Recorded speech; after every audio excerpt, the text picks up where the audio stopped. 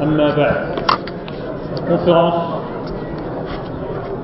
donnée par Cheikh Chatri, hafidahullah, sur la prière de Maghrib, s'intitule l'éducation des enfants en France. C'est un sujet important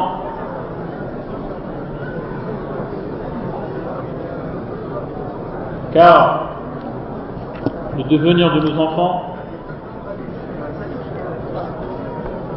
est directement lié avec le devenir de la communauté. Et il faut savoir que éduquer ses enfants est une adoration pour laquelle le musulman est récompensé. Et le fait d'avoir des enfants bons est d'une utilité extrême, aussi bien sur terre que dans l'au-delà. Car lorsque l'être humain meurt, ses actes sont interrompus, sauf lorsque trois éléments sont à son avantage. Et parmi ces trois éléments, il y a le fait d'avoir un enfant pieux, un enfant bon, qui invoque Allah en faveur de son parent décédé. Cela est donc extrêmement utile dans l'au-delà, et c'est également utile sur terre, ici-bas. Lorsque la personne a des enfants qui sont bons, qui le respectent, qui ont des manières agréables et qui l'aident lorsqu'il a besoin d'eux. Et le fait d'avoir des bons enfants, c'est une extension des parents, car les actes de bien que ces enfants accomplissent sont comptés à l'avantage de ses parents. Et donc un des grands objectifs qu'il faut chercher à atteindre est le fait d'améliorer la génération à venir et de tout mettre en œuvre pour que ce soit une bonne plante. Et pour y parvenir, il faut mettre en œuvre certains moyens. Le premier est le fait d'avoir conscience qu'éduquer ses enfants est une adoration. C'est une adoration, et celui qui accomplit cette adoration de manière pure, en ayant une intention exclusivement vouée à Allah subhanahu wa ta'ala, cela fera en sorte que ses actes soient bénis et récompensés.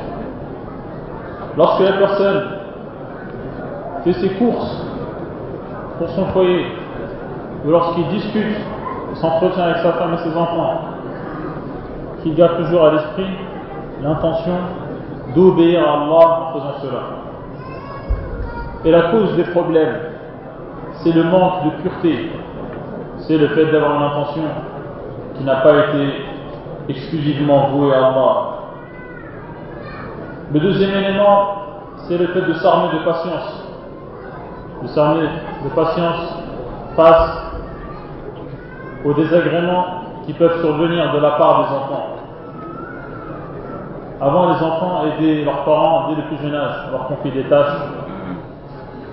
Et aujourd'hui, ils sont amenés à rester de plus en plus longtemps au foyer, jusqu'à la trentaine, à être aux dépens de leurs parents, et cela demande d'être extrêmement patient avec eux, de faire preuve de mansuétude, c'est-à-dire d'avoir l'esprit large et ne pas se précipiter dans le fait de se mettre en colère ou réagir face à leurs agissements.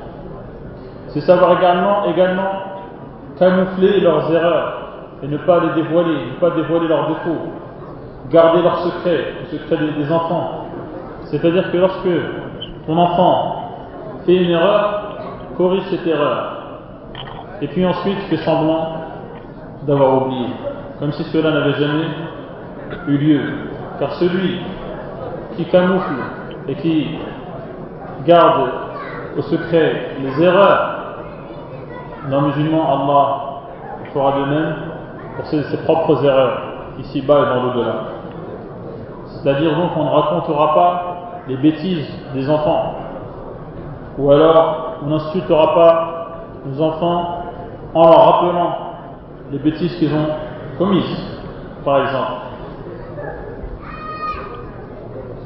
Ce ne sera pas une blague de raconter la dernière gaffe de ses enfants, par exemple.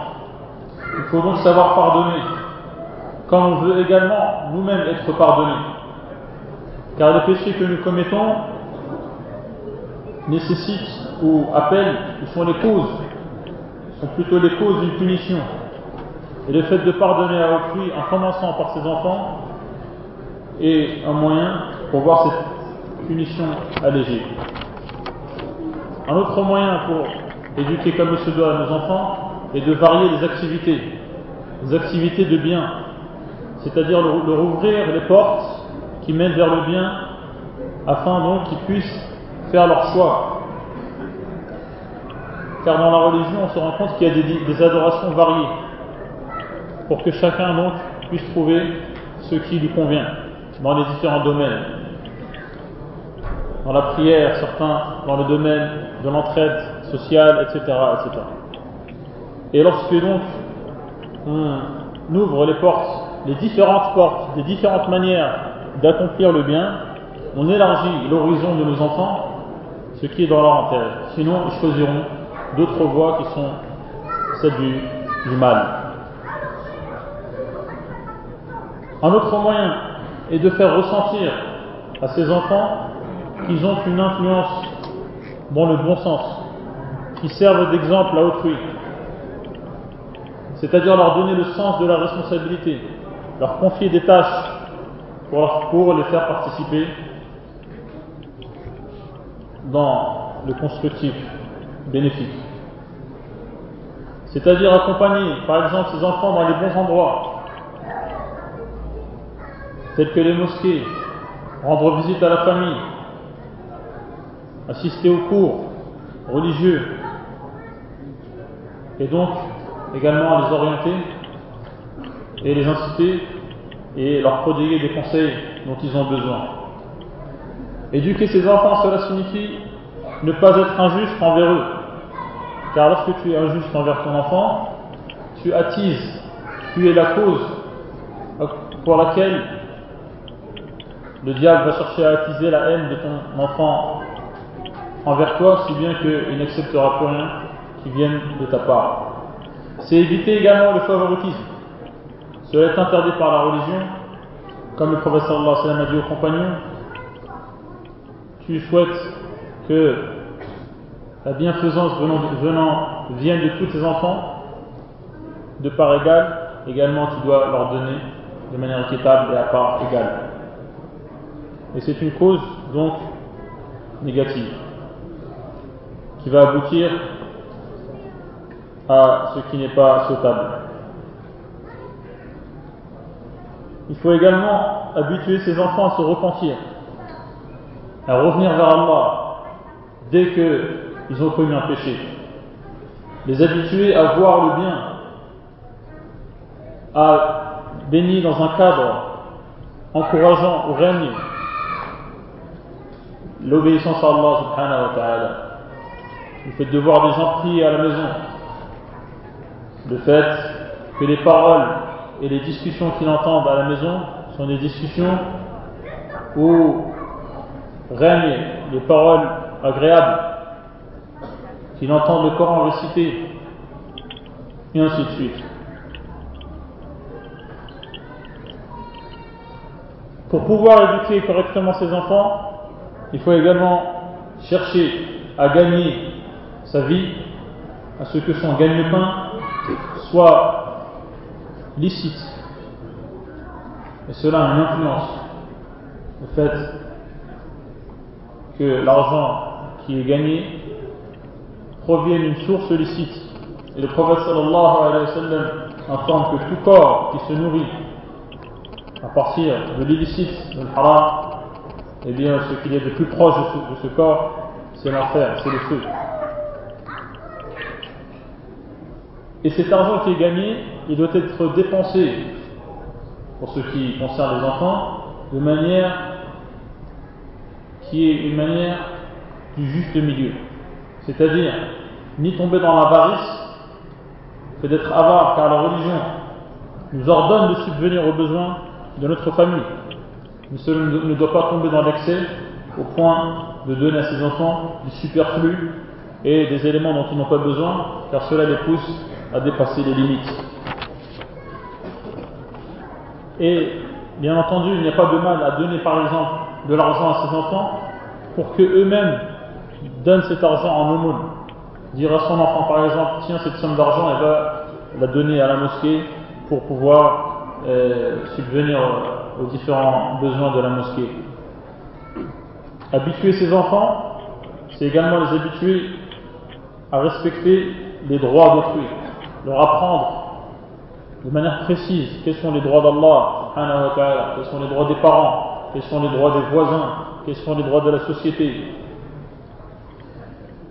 Et éduquer ses enfants, c'est également espérer la récompense d'Allah en invoquant Allah en faveur de ses enfants, en demandant à Allah subhanahu wa ta'ala de donner à ses enfants ce qui est dans leur intérêt, comme cela fut le cas d'Ibrahim qui a invoqué Allah subhanahu wa ta'ala pour sa descendance. Et Allah a promis, comme nous informe le prophète sallallahu alayhi wa sallam nous informe, que l'invocation du parent est une invocation qui est exaucée. Et donc, il faut bien prendre garde à ne pas invoquer Allah subhanahu wa ta'ala contre ses enfants. Le prophète sallallahu alayhi wa sallam nous met en garde contre cela.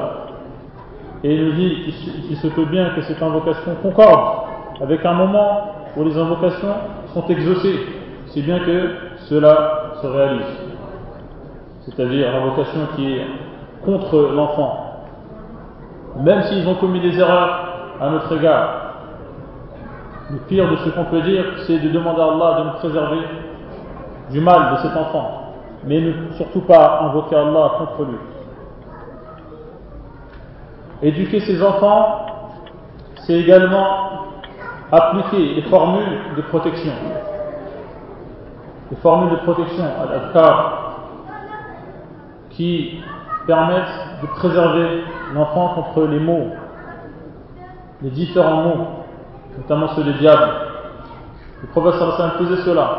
Il invoquait Allah subhanahu wa ta'ala pour qu'il préserve en prononçant des formules bien connues, à commencer par al-mu'awidat, qul a'udhu bi rabbil falaq, qul a'udhu bi rabbin nas, al-fatiha, ayat al-kursi et autres. C'est une manière donc de préserver et de mettre ses enfants à l'abri du mal. Et le musulman cherche également à mettre son foyer à l'abri du mal, sa maison. Avant d'entrer, il dit Bismillah afin que le diable ne passe pas la nuit dans la maison. Avant de manger, il dit Bismillah afin que le diable ne partage pas le repas. Et on habituera donc nos enfants à prononcer ces invocations. On leur demande de s'asseoir avec nous pour apprendre ces invocations, surtout les invocations du matin et du soir. Du matin, du début de la journée et de la fin de la journée. Le soir, c'est-à-dire la fin de la journée. Leur apprendre à lire le Coran, à lire soi-même, c'est-à-dire à leur enseigner soi-même, en les faisant lire avec nous, ou en mettant à leur disposition un professeur du Coran qui est digne de ce nom, ou en les dirigeant vers les écoles qui vont leur apprendre à lire le Coran.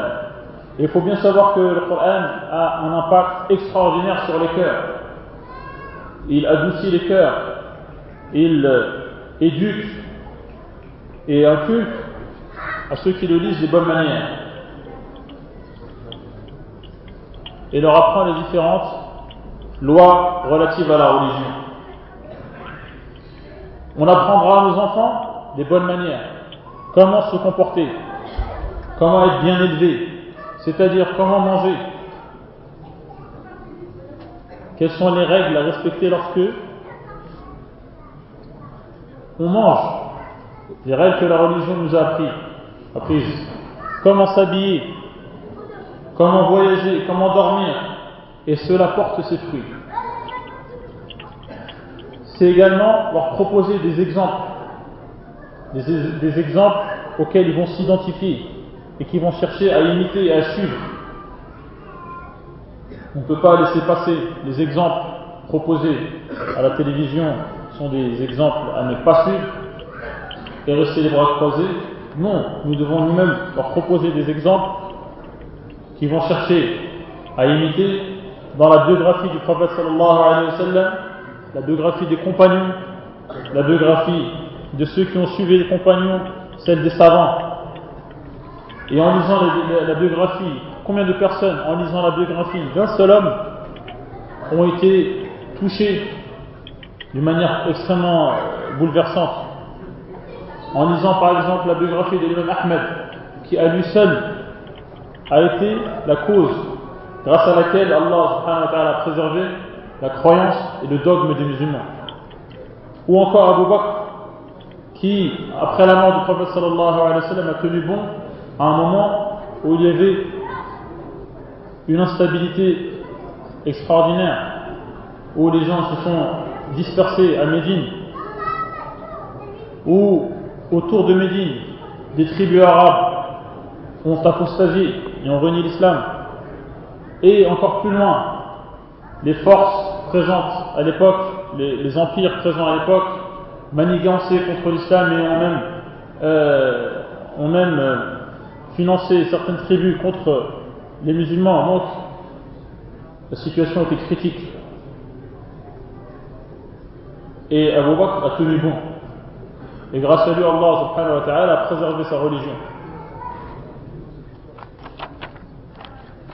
On leur parlera également des savants qui ont changé leur société, qui ont bouleversé leurs alentours, qui ont bouleversé l'endroit dans lequel ils se sont trouvés, en permettant aux gens de quitter le polythéisme, de quitter les innovations, de quitter les péchés.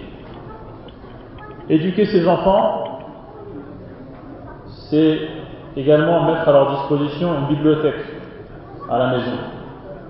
Une bibliothèque, il faut que pour eux ce soit normal de voir un livre, de s'habituer à manipuler un livre pour attiser leur curiosité ou éveiller leur curiosité, si bien qu'un jour ils se mettront à lire ce livre,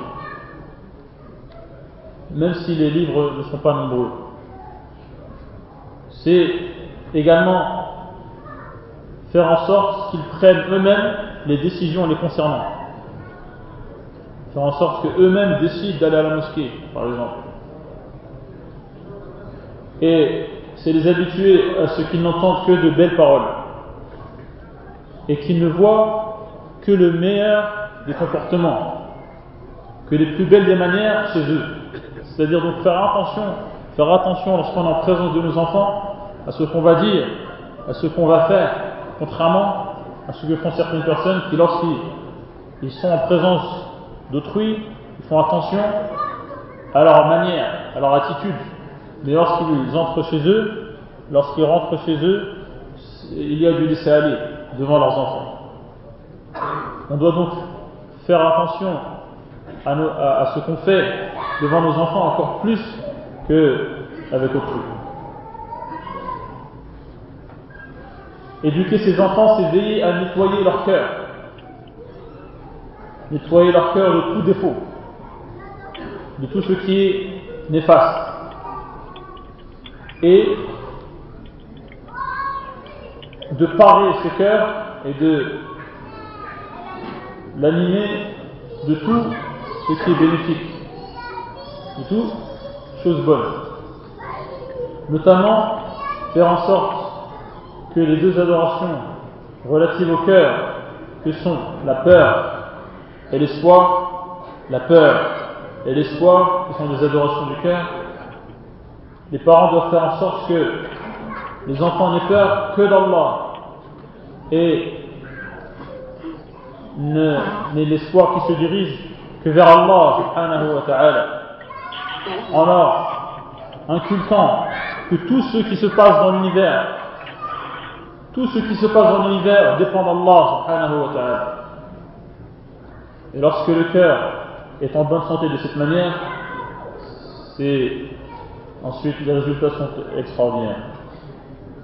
Et donc on devra débarrasser le cœur de toutes sortes de défauts comme la jalousie, la rancune et autres calamités. Car Allah subhanahu wa ta'ala ne regarde pas nos apparences, comme nous apprend le prophète sallallahu alayhi wa sallam, mais il regarde nos cœurs et nos actes. Et le prophète sallallahu alayhi wa sallam nous informe que dans le corps, il y a un organe qui, lorsqu'il est bon, fait en sorte que tout le corps soit bon. Éduquer ses enfants, c'est également bien choisir leurs amis et les trier. Car le prophète sallallahu alayhi wa sallam nous apprend que chacun a pour religion celle de son ami intime. Et il nous apprend également à ne côtoyer que les croyants. Et il nous donne l'exemple d'une personne fréquentée. Les personnes fréquentées sont de deux catégories. La personne qu'on fréquente et qui est bonne est comparable à un vendeur de muscles. Quant à celle qui est mauvaise, elle est comparable à un forgeron. Le vendeur de muscles, soit il nous offrira le parfum, soit on l'achètera de sa part, ou soit la moindre des choses, c'est qu'on respirera un parfum, une bonne odeur. Quant au forgeron, soit il brûlera nos habits, ou soit la moindre des choses, c'est qu'on sentira une odeur désagréable. Éduquer ses enfants, ça signifie également choisir l'école qu'ils fréquentent et dans laquelle ils étudient.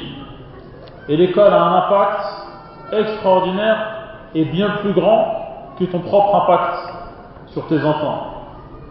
Et cela se manifeste de la manière suivante. Premièrement, les camarades qu'il va fréquenter à l'école. Ensuite, il y a l'enseignant qui va se charger de lui et qui sert de modèle aux yeux des enfants. Par ses paroles, par ses actes et même par les allusions qu'il va faire. Il influe sur le caractère de ton enfant. Et également l'influence, elle passe par les programmes qui sont enseignés dans cette école. Et donc c'est pour cela qu'il y a un appel qui est lancé extrêmement important, qui est le fait de tout faire en sorte pour ouvrir des écoles où les enfants vont apprendre ce qui est dans leur intérêt. Et c'est une erreur que de considérer que agir pour ouvrir des écoles pour nos enfants est un frein à la hijra, est un frein et est en contradiction ou limite la hijra. C'est une erreur, car ceux qui sont dans l'optique de faire la hijra sont certaines personnes, cela concerne certaines personnes, mais un nombre important de gens vont rester ici. Deuxièmement, ce n'est pas incompatible avec le fait d'accomplir la hijra. Troisièmement, le fait que ces écoles soient mises sur pied, c'est pour garantir une influence sur le long terme dans ce pays. Une influence qui peut s'étendre même aux non-musulmans qui seraient amenés à inscrire leurs enfants dans ces écoles. Éduquer ses enfants, c'est les lier à la mosquée. Et le fait qu'il ait l'habitude de venir à la mosquée a une influence sur sa personnalité. Parce qu'à la mosquée, il va entendre des versets qui vont parler du châtiment, des versets qui vont parler de la récompense. Il va assister aux cours qui sont proposés dans cette mosquée. Il va faire partie des gens qui animent les mosquées en les fréquentant. Il faut donc veiller à ce que regardent et entendent les enfants à la télévision, par exemple. Il faut savoir que c'est haram d'introduire chez soi des chaînes qui vont diffuser le mal et apprendre aux enfants à commettre des péchés. Introduire cela chez soi. Bien au contraire, il faut chercher à ce que les chaînes qui sont vues chez toi, ce soient des chaînes qui enseignent le bien, qui enseignent le Coran, ou qui proposent des reportages sur la nature ou sur des autres signes qui montrent la force et la grandeur d'Allah subhanahu wa ta'ala. Éduquer ses enfants, c'est veiller également à leur enseigner la langue arabe. La langue arabe est la langue du Coran, et la traduction ne reflètera pas la grandeur du Coran, car le Coran est la parole d'Allah subhanahu wa ta'ala, et la traduction est un effort humain, et donc forcément appliquer cet effort humain au Coran, c'est déjà diminuer de son importance. Bien sûr, on pourra traduire la signification du sens ou l'explication de ce verset, mais cela est sujet à des erreurs. Et cela ne remplacera donc pas le Coran étudié en arabe. C'est-à-dire que cette langue doit être utilisée à la maison, ou à défaut, il faut faire en sorte qu'il y ait des professeurs qui enseignent cette langue à nos enfants, ou trouver les écoles qui le font, ou les chaînes qui le favorisent. Éduquer ses enfants, c'est également veiller à ce qu'ils soient bien vêtus, à ce qu'ils soient bien vêtus. Bien vêtu ou bien vêtu? Bien vêtu. Bien vêtu. Et le fait de se vêtir correctement, ça a une influence sur la société. Ça a une influence sur la société car cela met un frein aux agressions qui peuvent avoir lieu sur ces personnes qui sont vêtues de manière provocante ou non conforme à la religion. Et le fait de participer à la paix dans la société dans laquelle nous vivons, pour nous, est une adoration. Et il faut faire en sorte que nos enfants assument leur personnalité musulmane et assument leurs vêtements musulmans, même s'ils sont différents des vêtements d'autrui, qui n'est pas honte d'être vêtus comme la religion leur apprend. Ne pas leur faire ressentir un sentiment d'infériorité ou de honte ou de gêne par rapport à ces vêtements, ce qui les pousserait donc à imiter autrui. Cela inclut le hijab. Concernant nos filles, il faut bien leur apprendre que c'est une obéissance à Allah subhanahu wa ta'ala, et leur faire bien comprendre que le fait d'exposer ses charmes en ne respectant pas la prescription religieuse qui consiste donc à couvrir son corps, exposer ses charmes, ce n'est pas progresser, mais c'est régresser.